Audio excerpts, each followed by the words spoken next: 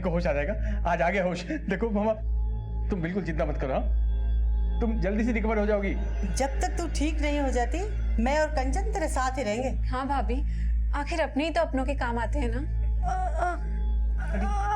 अरे ना भाभी एक्सीडेंट की वजह से आपकी कमर पैरालाइज्ड हो गई है। लेकिन आप चिंता मत कीजिए, हम लोग हैं ना आपकी देखभाल करने के लिए।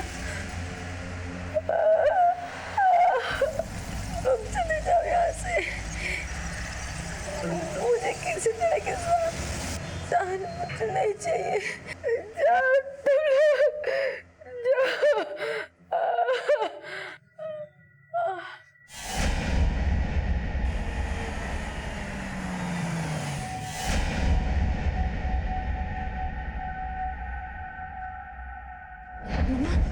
पुलिस आई है। पुलिस? हाँ पुलिस।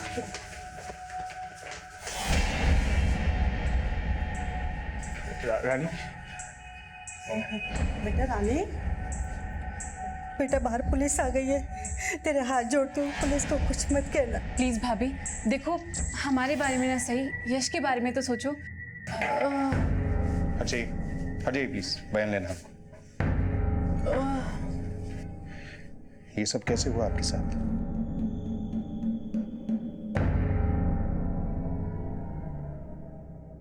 बताइए, कौन है आपकी इस हालत का जिम्मेदार?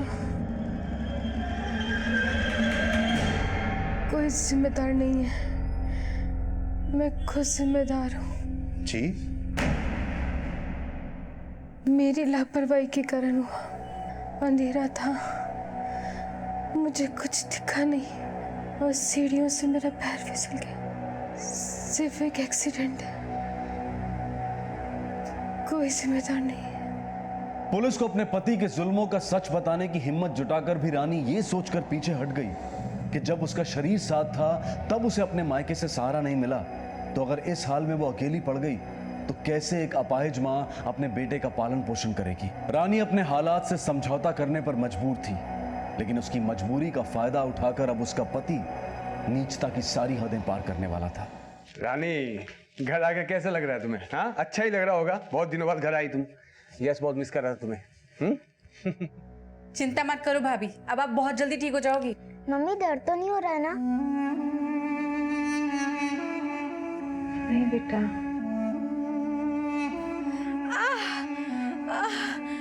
कंचन, मुझे बाथरूम जाना है। कंचन, कंचन, मैं क्या इसकी गंदगी साफ करने के लिए पैदा हुई हूँ? वो जो बेटा उसने बिस्तर गंदा कर दिया ना, तो हमें ही साफ करना पड़ेगा। जा बेटा झेल ले कुछ देर और। जा कंचन, झेल ले बेटा और थोड़ा। क्या हुआ?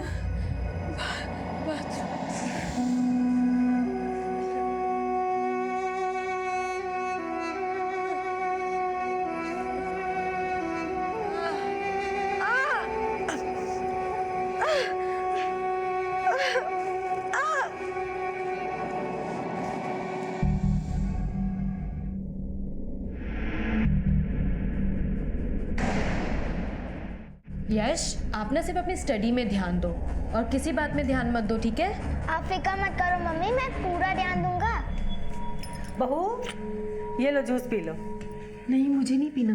पी लो ना भाभी। हाँ मेरा मन नहीं दादी है। मैं पी लेता हूँ।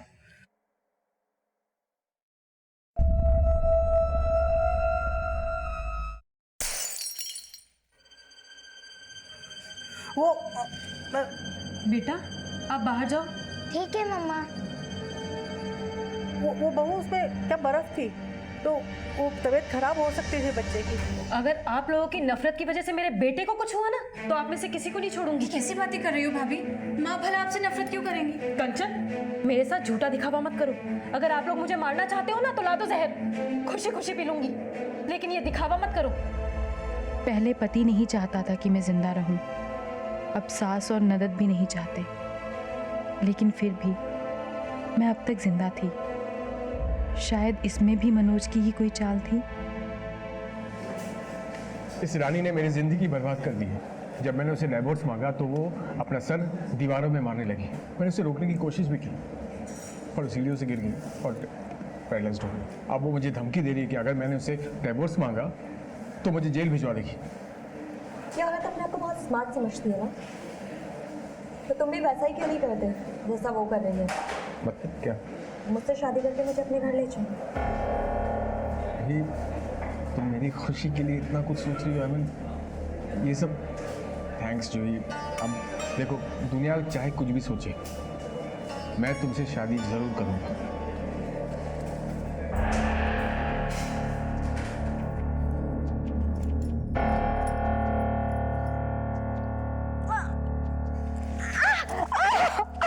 रानी, ओ रानी क्या हुआ? रानी, रानी, ओ कुछ नहीं, संभल के, कुछ नहीं होगा रानी, कुछ नहीं होगा। मैं हूं ना। मामा और कंचन तुम्हारा ठीक से ख्याल नहीं रखते लगता है आजकल। देखो, मुझे लगता है कि तुम्हारी और यश की देखभाल के लिए अब उन पे डिपेंड नहीं रह सकते हम। मैं ये सोच रहा हूँ कि क्यों ना मैं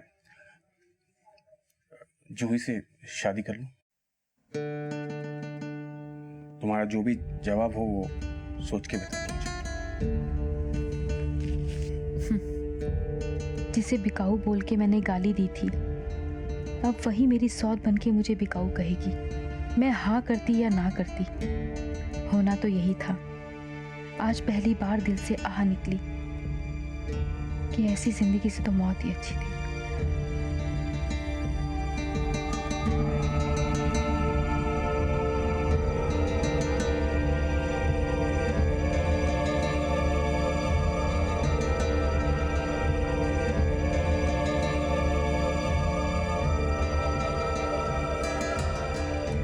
दीदी, आज से आप मेरी बड़ी बहन हैं। मैं इस घर में मनोज की बीवी जरूर बनकर आई हूँ, लेकिन इस घर की बहू हमेशा आप ही रहेंगी। छोड़ो ना, अभी नहीं, प्लीज थोड़ा सब्र करो। आओ,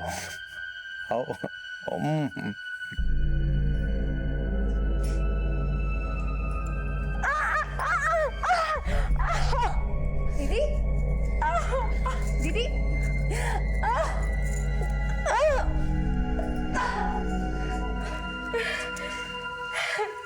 क्या जरूरत है दीदी खुद से उठने की?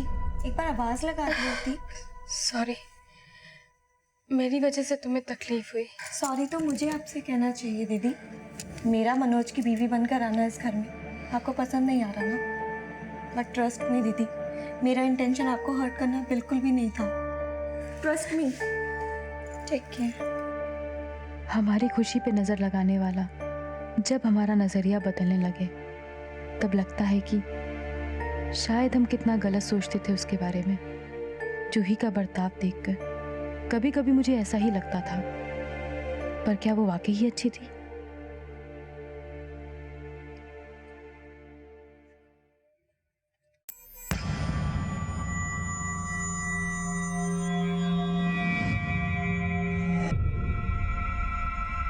दीदी, दीदी, ओहो, और कितना पढ़ोगी?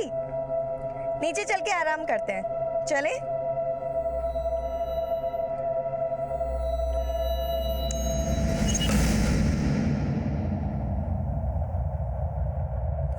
नमस्ते। बुरा मत मानना दीदी, पर मनोज ने ये अच्छा नहीं किया।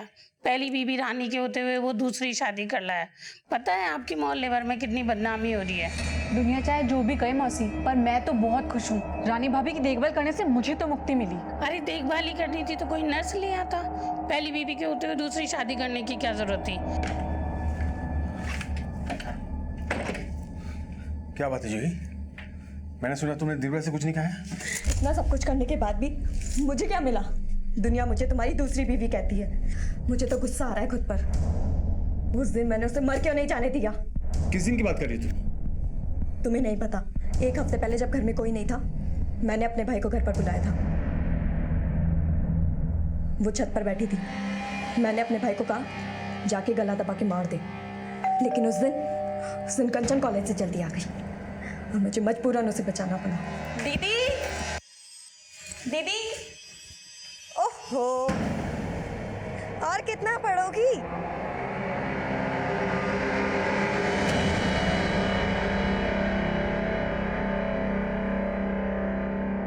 फिलहाल ऐसा करते हैं जूही, रानी के लिए केयरटेकर हायर करके मैं तुम और यश कहीं और चले जाते हैं। ऐसा करने से भी मेरे ऊपर से कौन सा दूसरी बीवी कहलाने का धब्बा हट जाएगा। हमें कुछ और सोचना होगा।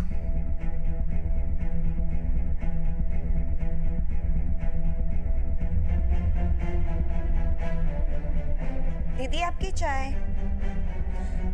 दीदी, दीदी, मनोज। रानी,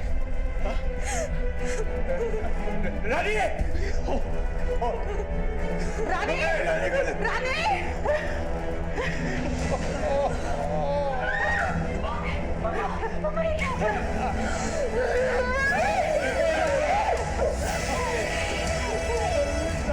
रानी अपनी जिंदगी एक जिंदा लाश बनकर ही जी रही थी। उसकी हत्या ने उसकी मौत को महज एक औपचारिकता दी थी। यूं तो रानी का दम घोटने वाले कम नहीं थे, लेकिन फिर भी ये केस तब तक जिंदा था जब तक कातिल सबूत समेत पुलिस की गिरफ्त में नहीं आ जाते। लेकिन कुछ केसेस ऐसे होते हैं जिनके खुलासे इतना विचलित कर देते हैं कि उनका असर इंसान के जहन से ताउम्र निकल नहीं पाता। इस केस का खुलासा भी बेहद चौंका देने वाला था, जिसकी हकीकत को शायद वही महसूस कर सकता है जिसने रानी जैसी जिंदगियां बहुत करीब से देखी हों।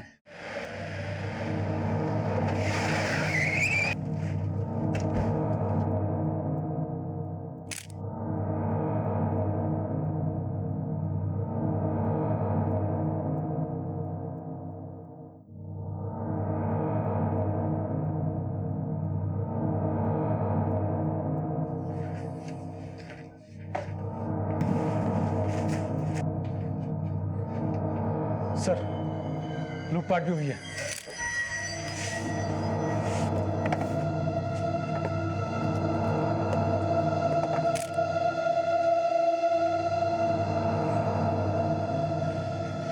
जितने भी गहने कैश वगैरह गायब हुआ है, इनसे पूछ के नोट करो। सर।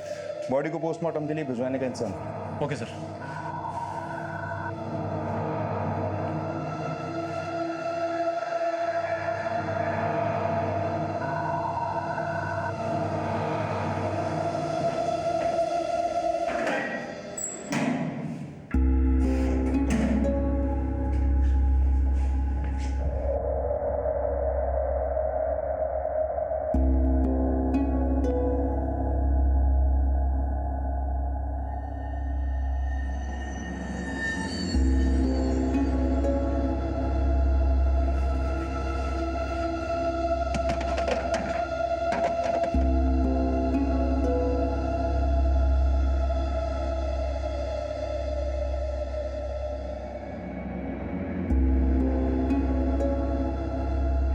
Meena, yes sir. जाके ट्रेसेस लो और जगह भी देखो।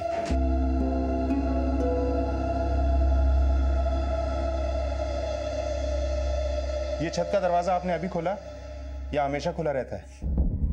नहीं सर, छत का दरवाजा हम खुला छोड़ के ही सोते, वेंटिलेशन के लिए। सर, ये देखिए, ये बोतल इस फ्रिज के अंदर रखी हुई थी। इस बोतल पर ब्लड के ट्रेसेस मिले हैं। और सर, ये देखिए, ये चाकू इस डाइनिंग टेबल पे इस स्टैंड के अंदर रखा हुआ था। इस पर ब्लड के ट्रेसेस हैं। ब्लड के सैंपल्स लो और जितनी भी चीजों पे ब्लड मिला है इन्हें फॉरेंसिक लैब में भेज दो। सर। और घर के सारे मेंबर्स के फिंगरप्रिंट्स लो और इनके पड़ोसियों से भी पूछताछ करो। Okay sir.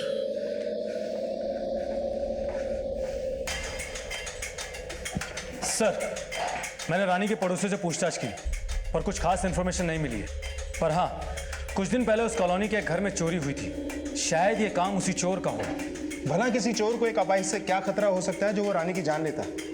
छत का दरवाजा जानबूझ के खुला छोड़ा गया ताकि रानी की हत्या को चोरी के साथ जोड़ के घर वालों पे शक ना किया जाए। रानी के ससुराल वालों को बुलाओ। मुझे लगता है ये काम बाहर वालों का नहीं, घर वालों का ही है।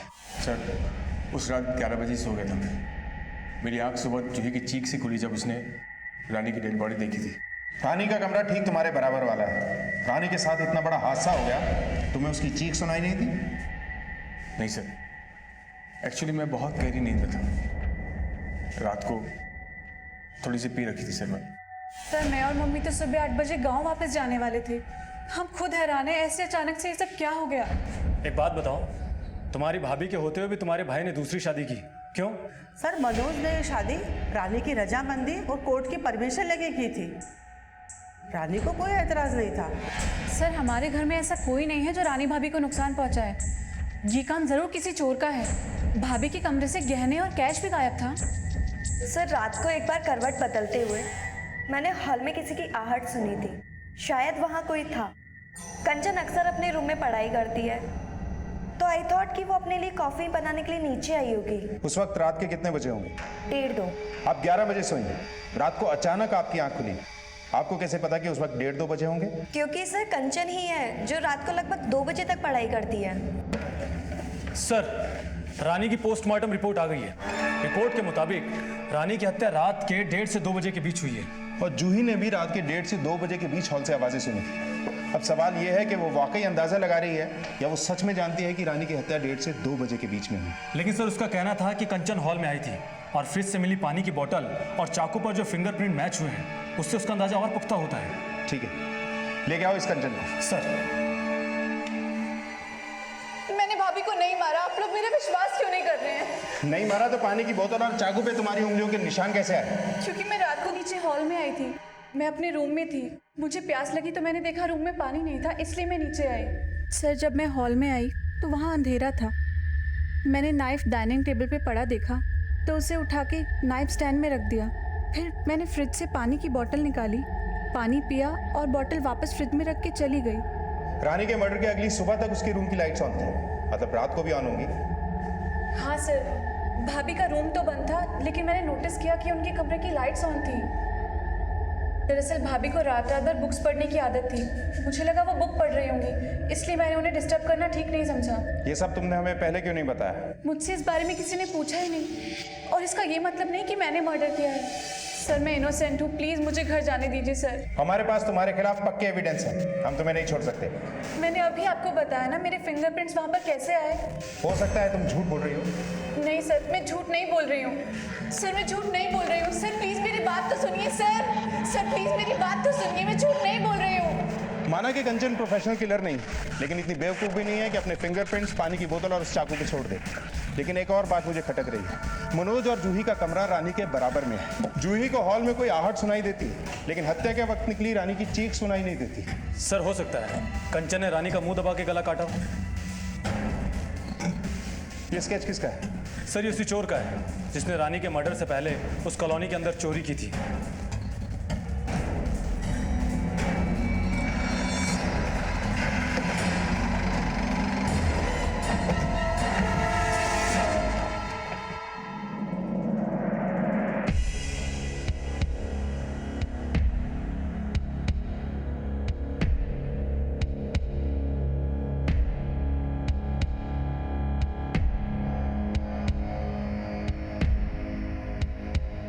सर मैंने हॉल में सिर्फ किसी के आने की आहट सुनी थी।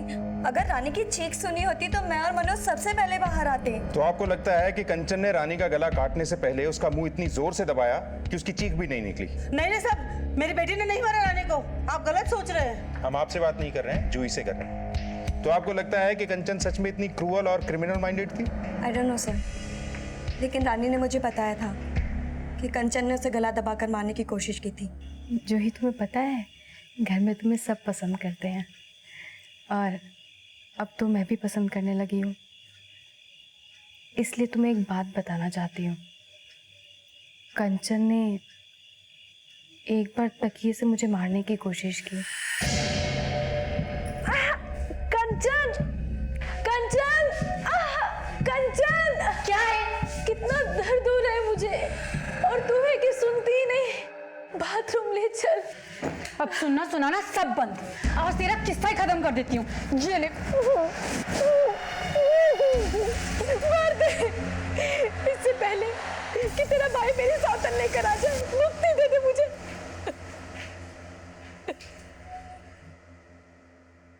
सर कंचन के इस बिहेवियर से रानी बहुत परेशान थी। साहब ये झूठ है, मेरी बेटी ने कभी ऐसा नहीं किया। मनोज बोल दो, मनोज बोलता क्यों नहीं? तो आप अपनी बेटी को बचाने की कोशिश मत कीजिए। चाकू पर कंचन की उंगलियों के निशान थे। माना सबूत कंचन के खिलाफ है, लेकिन मनोज और जूही भी कम स्मार्ट नहीं है। रानी के साथ पहले भी एक जानलेवा हादसा हो चुका है, लेकिन रानी ने उसे एक्सीडेंट बताया। हो सकता है ये एक्सीडेंट ना हो, कुछ और हो, और रानी ने किसी के दबाव में आके झूठ बोला। एक काम करो। हाँ सर। रानी के फाइनेंशियल रिकॉर्ड चेक करो, जरा पता तो चले कि रानी की मौत से घर के किस सदस्य को क्या फायदा होने वाला था। Okay sir.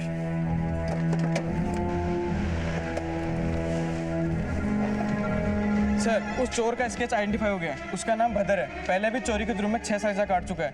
3 महीने पहले उसकी रिहाई हुई थी। विकास सर। अपने सारे खबरियों को एक्टिवेट करो। कहीं ऐसा तो नहीं उसकी हत्या की पहली कोशिश नाकाम होने के बाद मनोज ने भदर को रानी की हत्या के लिए हायर किया और जूही के साथ मिलकर कंचन को फंसाने की कोशिश की ताकि हमारा शक उस पर ना जाए। हो सकता है सर। और हाँ सर, हम जल्द से जल्द भदर को पकड़ने की कोशिश करते हैं। और साथ साथ में ये भी पता लगाते हैं कि मनोज और रानी का रिश्ता कैसा है। सर।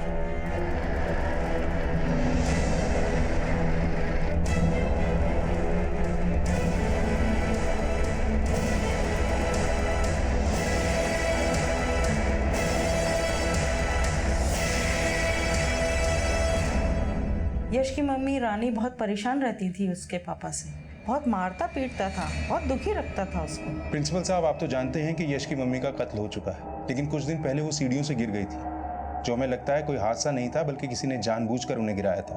इन सभी घटनाओं की सही जानकारी हमें यश से मिल सकती है, इसीलिए मैं यश से मिलना चाहता हूँ। ठीक है, मैं यश को बुलाता हूँ। बेटा, हम जानते हैं कि आपको आपके पापा भी अच्छे लगते हैं और मम्मी भी, लेकिन आप डरो मत, हम इस बात को सीक्रेट रखेंगे। मम्मी ने मुझे बोला था कि वो बात मैं किसी को ना बताऊं। बेटा, हमारे साथ आपकी मम्मी की मम्मी भी है, आपका प्रॉमिस टूटेगा नहीं। उस रात जब मम्मी मुझे रूम में छोड़कर जैसे ही बाहर निकली, पापा उन पे चिल्लाने लगे। मैं रूम के बाहर आया और मैंने देखा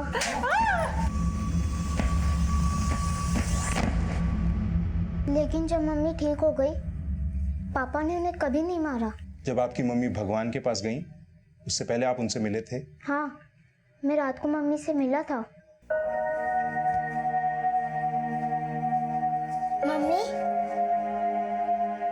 यश, आप सोए नहीं अभी तक बेटा? आप भी तो नहीं सोई? मैं तो लेट सोती हूँ ना।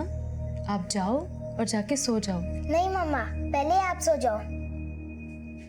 लेकिन सब तो सो गए, अब आपको बेड पे कौन लिटाएगा? मेरी टेंशन मत लो, तुम जाओ और जाके सो जाओ। मैं छोटी मम्मी को बुला लाऊं आपकी हेल्प के लिए? नहीं, मुझे जब नींद आएगी तो मैं खुद सो जाऊंगी। अब आप जाओ और जाके सो जाओ। ठीक है, गुड नाइट मम्मा। गुड नाइट बेटा। सर, इस व्हील चेयर पर जो ब्लड ट्रेस हुआ है वो रानी के ब्लड से मैच करता है। इसका मतलब रानी का मर्डर व्हीलचेयर पे किया गया, उसके बाद उसकी लाश को उठा के बेड पे रखा गया, और कंचन का रानी की डेड बॉडी को उठाकर बेड पे रखना पॉसिबल नहीं। Excuse me sir. हेलो। ठीक है, ओके सर। भदर का पता लग गया है, तो हमें फौरन चल के भदर को अरेस्ट करना चाहिए। मुझे अब भी लग रहा है कि मनोज ने भदर के जरिए ही रानी का मर्डर करवाया होगा।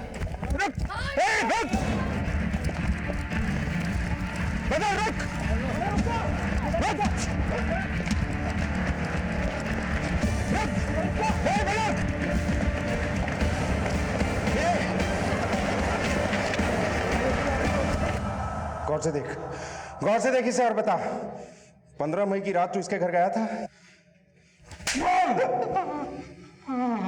चाबी निकाल। तुम्हें जो चुराना है चुरा लो, लेकिन बदले में तुम्हें मेरी जान लेनी पड़ेगी। अगर तुमने मेरी बात नहीं मानी तो मैं चिल्लाऊंगी, पकड़े जाओगे। मैडम, ये आप... अगर तुम खुद को बचाना चाहते हो तो मार दो मुझे। मैं नहीं कर सकता मैडम। मैं जीना नहीं चाहती। नहीं मैडम। मुक्ति दे दो मुझे, मुझे मारे बिना तुम नहीं जा सकते। मैडम, नहीं करनी चोरी, जाने दीजिए मुझे। नहीं जा सकते, मार दो मुझे। जाने दीजिए मैडम, प्लीज। तो मुझे मुक्ति दे दो मुझे। मैं वहाँ बस चोरी करने के लिए गया था, उसको डरा कर वहाँ से चोरी करके भागना चाहता था, लेकिन जब उसने मुझे उसका मर्डर करने के लिए कहा तो मैं घबरा गया। मुझे समझ नहीं आया कि मैं क्या करूं। साहब, मैंने भागने की भी कोशिश की, लेकिन उसने मेरा हाथ पकड़ लिया। उसने मुझे मजबूर कर दिया था, इसलिए मैंने उसे...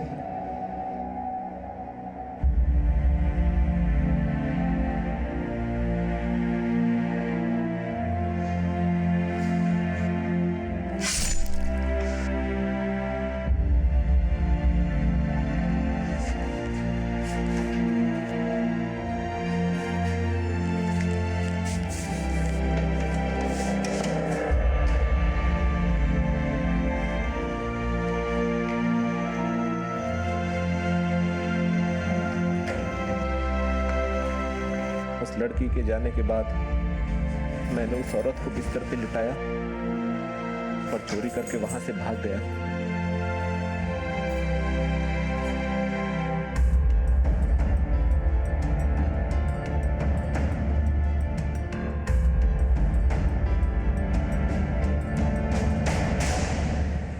पुलिस की नज़र में भदर खूनी था, पर मेरी नज़र में तो वो एक फरिश्ता था जिसने मुझे जिल्लत भरी जिंदगी से मुक्ति दिला दी।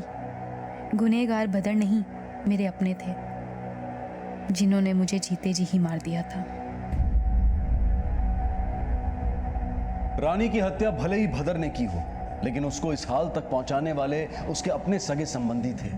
उसके परिवार का हर सदस्य इसमें बराबर का हिस्सेदार था। फिर चाहे वो उसका पति मनोज हो, सास आभा, ननद कंचन या फिर मनोज की दूसरी पत्नी जूही। रानी के साथ जो ज्यादतियां हुई उनकी भरपाई कभी नहीं हो सकती, लेकिन उसने जो कदम उठाया उसे भी कभी सही नहीं ठहराया जा सकता। मनोज, आभा और कंचन को रानी पर मानसिक प्रताड़ना के आरोप में आईपीसी की धारा 498A के तहत गिरफ्तार किया गया है, और वहीं जूही को रानी की हत्या की कोशिश के लिए धारा 307 के तहत गिरफ्तार किया गया है। इस हादसे से यह सीखना बेहद जरूरी है कि हम अपनों की बातों को अनसुना ना करें, उन्हें सुने और उन्हें समझने की कोशिश करें, क्योंकि अगर रानी के अपनों ने उसकी बात सुनी होती, उसे समझा होता, उसका साथ दिया होता, तो आज शायद रानी हमारे बीच होती। अब मैं अनूप सोनी आपसे विदा लेता हूं।